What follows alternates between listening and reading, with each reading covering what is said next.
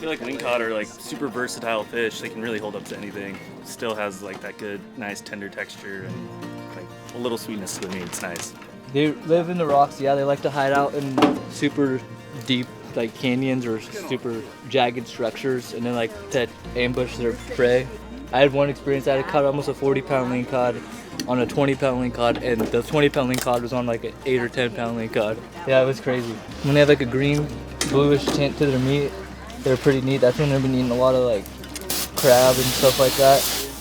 This is a lingcod collar, and it is an amazing, it's the ribs of the ocean. So these are super tender and amazing.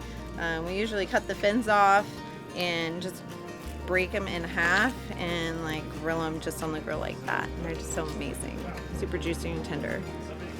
This is the cheek meat, which is another one of the most tender pieces of this lingcod. You fry them up like that. They're little bite-sized scallops, and they're like the filet mignon.